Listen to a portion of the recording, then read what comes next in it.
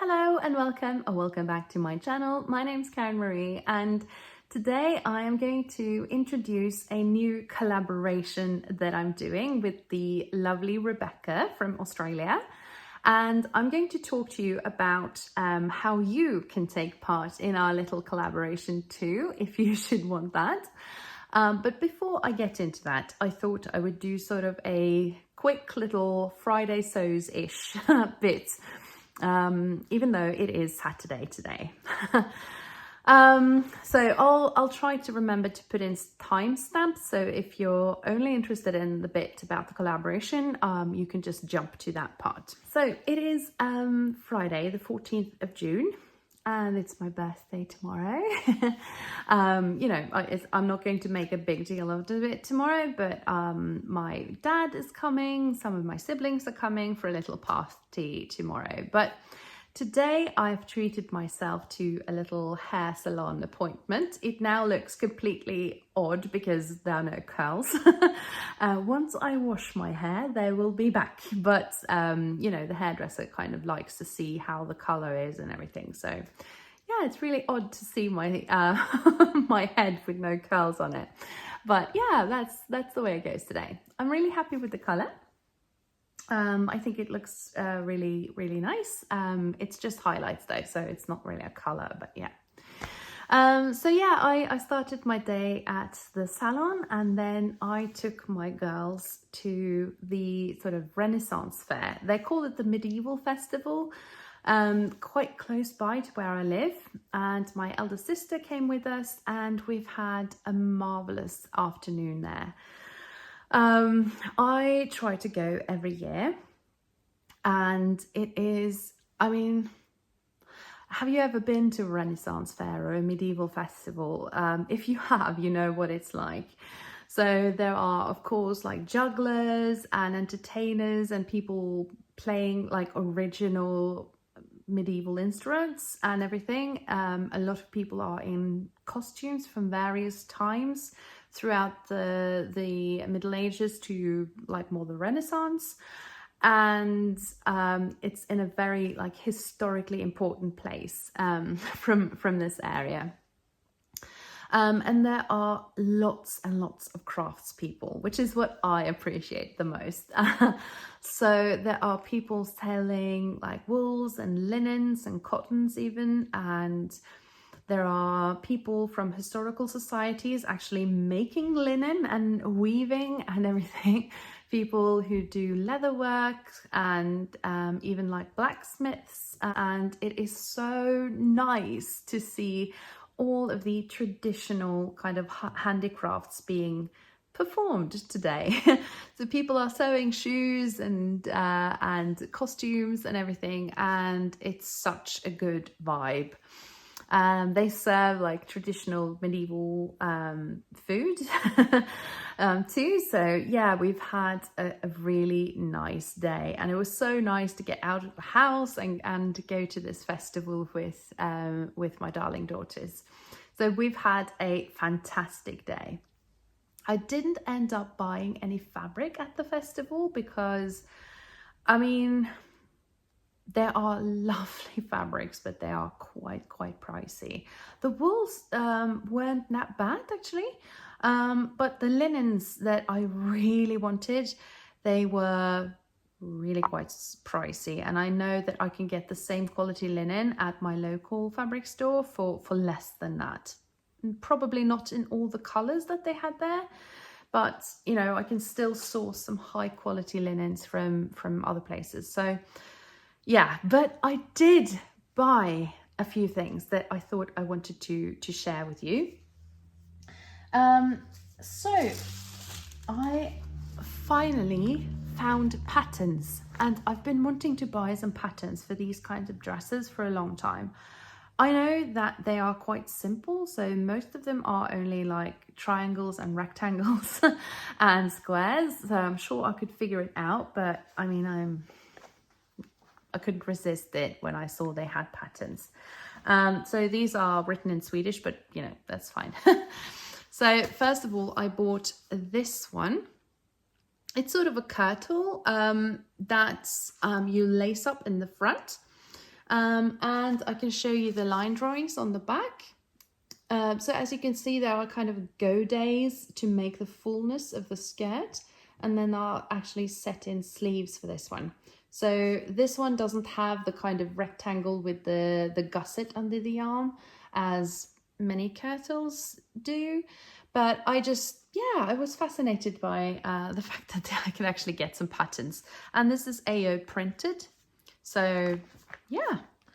The other pattern that I bought was this one, which is also a kirtle, but it had a slightly different shape. And I mean, it's really difficult to come by these kind of patterns, I find. So when they had several, so even though they weren't exactly cheap, they were not cheap.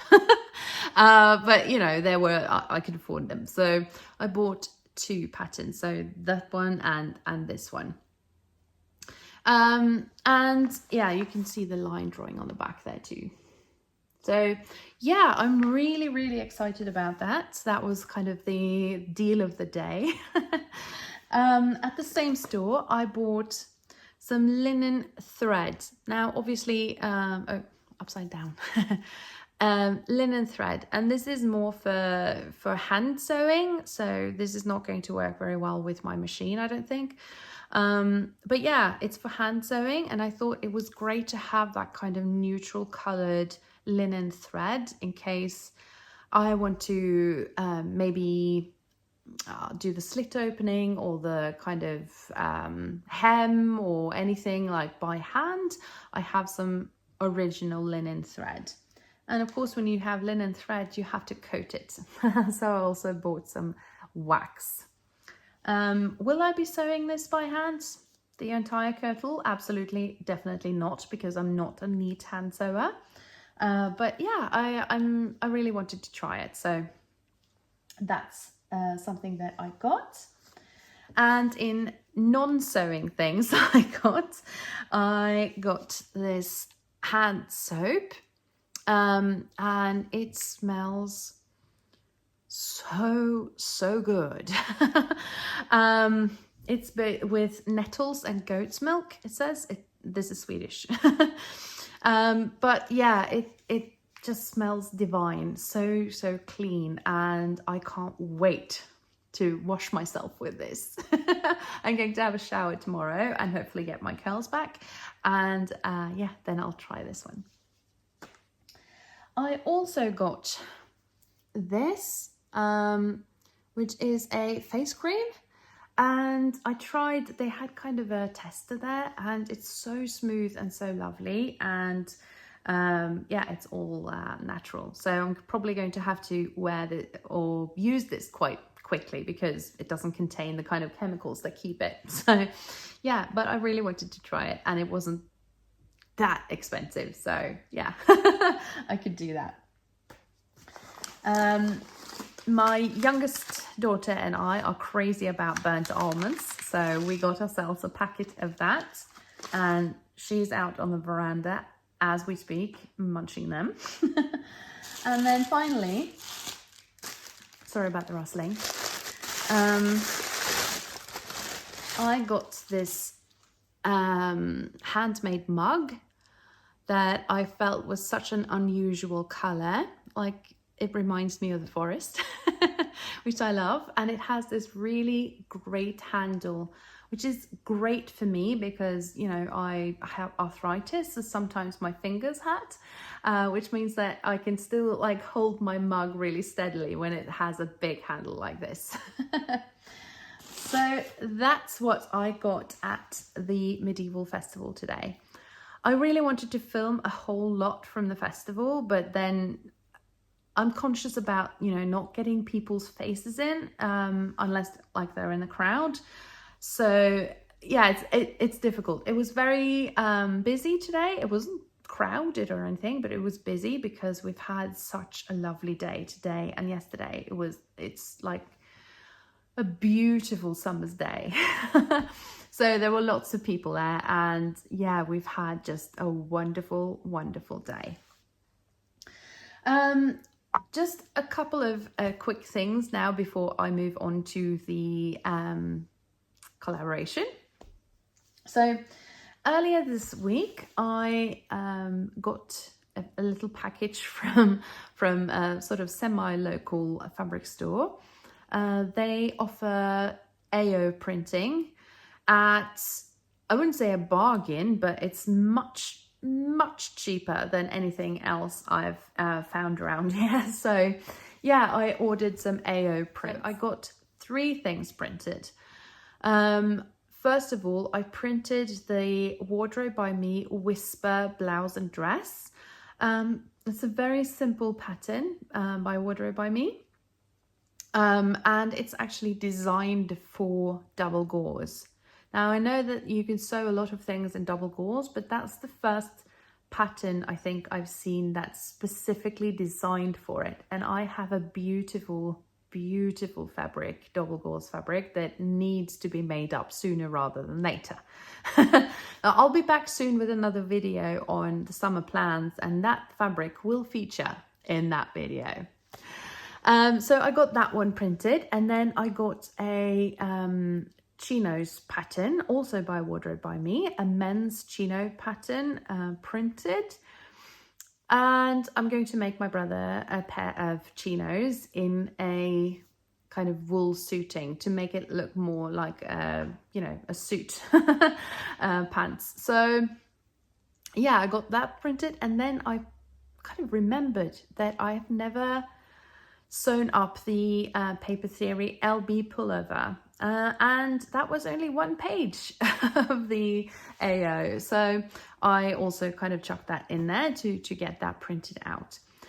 I thought, I mean, the LB pullover can be made both in a woven and in a stable knit, and I thought I would try that kind of crew neck version and the short sleeve as a sort of alternative woven t-shirt this summer. So I'm going to try that out quite soon. So yeah, that's kind of what I've received from them. And then they are selling out some of their jerseys because they're not really going to focus on jerseys from now on. They got some new owners, and I think they're going to focus more on knitting and on woven. So they were getting rid of some jerseys, and this is I mean, it doesn't come up right on the camera now because it's quite dark in here, but this is kind of periwinkle, I think is the color. Is it periwinkle? I think so. This is on my color chart. This is the signature color, and I have nothing in this color. So when they were selling out, and I think this is meat milk maybe, so it's a high quality jersey, and I got 2 meters because I thought I could make myself a couple of just really basic t-shirts that can go with a lot of things. As it is a signature color, according to my color chart, I'm going to put this as close to my face as absolutely possible. So yeah, that's arrived this week. The only thing that I've finished sewing this week is my new attempt at the puff and pencil Peachy pants. And I sewed these up. If you follow my channel, you know that my first pair were slightly too small because I sort of fall smack dab in the middle of 2 sizes, and the sizes are quite wide because they're kind of put 2 and 2 sizes together, if that makes sense. So yeah, those trousers are now on my daughter. She's actually wearing them right now outside. But I thought this pattern has real potential because even though they were too small for me, I could feel that the fit, particularly in the back, would be good. So I, taped the new pattern together once again, and then cut out 1 size larger. And I sewed up my own pair, and this is made in a wool suiting, but it doesn't feel like wool. It feels really smooth and it feels like cotton. But I bought this at the Stitch Festival. This is really lovely color with a little pattern in there. And I must say, I was pretty happy with the pattern matching that I was able to do on this, as you can see. Ooh. And in the back too. I was really happy with that. I was able to make all these kind of match here. So, and these fit me really, really well. They're a bit too big in the front. So, I mean, it's not a problem at all. And I knew that there was, there could be an issue. So I actually put some belt loops on. They're quite narrow though, so I might have to get a new belt. But I think these are going to be really, really good to have in my wardrobe. And I am going to make this pattern again, and probably again and again. But I'm going to try sort of a lightweight denim in this too. I think that's going to be really good, really good. So I'm not going to try this on now. I haven't filmed that yet. That will obviously be coming later in the June mix in a few weeks. But yeah, I couldn't be bothered to try them on right now. I've had quite a busy week with a concert. I've had some issues with my car that I thought I'd fixed, but now there's a new problem. So yeah, I've been sort of all over the place with that kind of thing. However, I have now just one more week of work before my holiday starts. And yeah, I hope to get some things sewn the last week, because I have a few things that I want to take with me when we go to Denmark. But yeah, I will just have to see what I can get done the next week. But yeah. Okay, so that being over, let's go to the collaboration. So a while back, Friday Pattern Company, which is one of my favorite pattern companies, they released their first kind of trousers that wasn't part of a set. They have, of course, the Saguaro set, which includes a pair of elasticated waist trousers, but this was their first kind of standalone trouser pattern. Yeah, I have most of their patterns. So when they released the flaneur pants, I bought that in the introductory sale. And yeah, I mean, the flaneur means a wanderer, or someone who saunters around a city, mainly just observing life. And we actually have that word in Norwegian too, so I knew that word before Chelsea introduced them. But yeah, I thought that was such a cool name for a pattern. I have some notes here, so I'm going to have a look down at them. So the flaneur pants are a wide-legged mid-rise pair of trousers. And it really was the kind of mid-rise that lured me into this pattern, because I have quite a few high-waisted patterns. Most of them are high-waisted, which I love, don't get me wrong, but sometimes I think it's good to have a variety of patterns. And it has a zip fly and a flat front, which is essential for me. And it has an elasticated back. But the thing that really makes the flaneur stand out is that there's no side seam. So there's kind of one massive pattern piece that kind of goes all the way from the front rise to the back rise. So everything is in one piece. The only other thing you get is the pocket piece and then the waistband. So you don't have pockets in the front, but you do have patch pockets in the back, and then there's a patch pocket on the side, which is optional. I have not put that on my toile, and I won't be ever putting that on, I don't think. It's not a good look for me. So when this was released, I bought it straight away. And I had a little call for collaborations on this channel. But I was too impatient to try it. So I had a free afternoon. I had some fabric that could work. And then I decided to just go for it, which I did. And the toile is definitely wearable. However, I want to make some tweaks. And then I was contacted by the lovely Revecca from Australia. And she has a channel, pretty new channel, that's called Sewing an Imperfect Life. and she has some really lovely videos out there. So do go on to her channel and follow her straight away after seeing this. She would love to have a go at the flaneurs. So she and I are going to do a collaboration sewing up the flaneur pants. I have already made a toile, as I said. I made it in a sort of lightweight denim, sort of like a chambray weight. I would say around 5 to 6 ounces. And I'm not quite happy about that fabric choice. So the next time I make it up, I will use a bit of a sturdier fabric for that. It is designed for mid to heavy bottom weight woven fabrics, so such as a cotton canvas or a denim or a twill will give you a structured look, they say.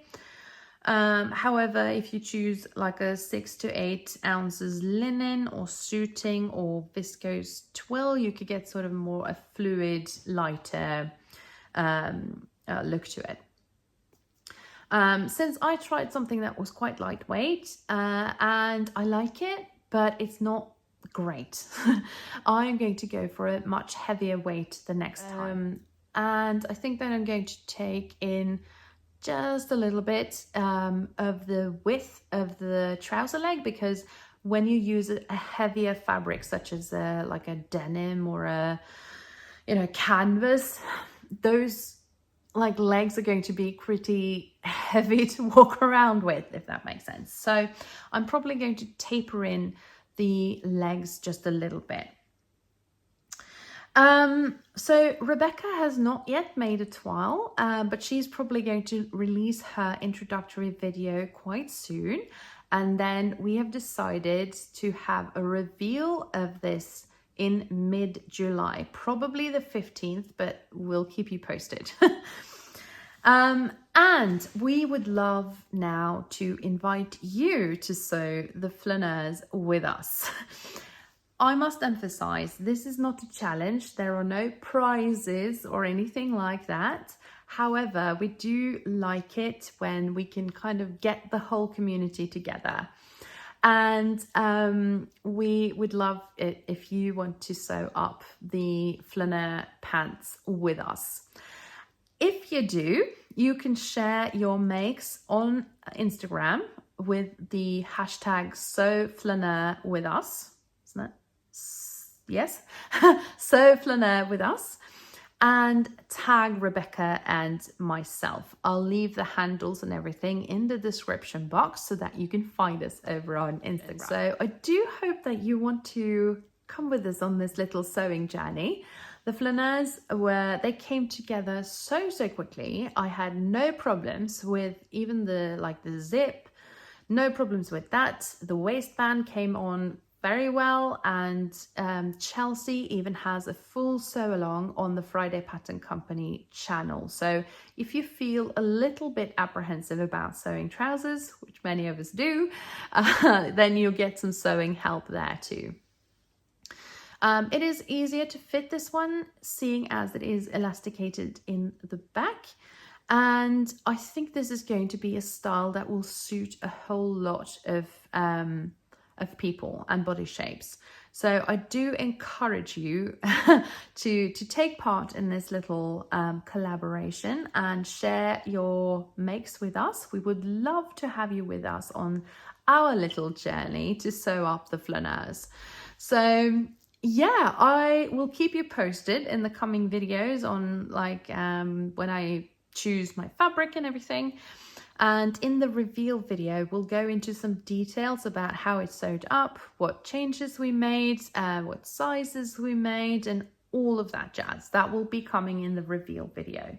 But if you want to come along with this little sewing journey, please do post everything on Instagram. There's no date or anything because it's not a challenge. So, but do use the #SewFlaneur with us hashtag and tag Revecca and myself so that we can see that you're joining in this little journey to sew up the flaneurs. That was it for me today. I really do hope that you like our little collaboration and that you want to join in. As always, if you have any comments or questions, please do leave them below. Every time you give me such nice comments, I get a little spark of joy, and it is so lovely to keep the communication going with all you lovely people. I will be back very soon with another video, and that will be the summer plans. I'm working on it, so yeah. Anyway, have a lovely rest of your weekend. I'll be back soon. Take care. Bye bye.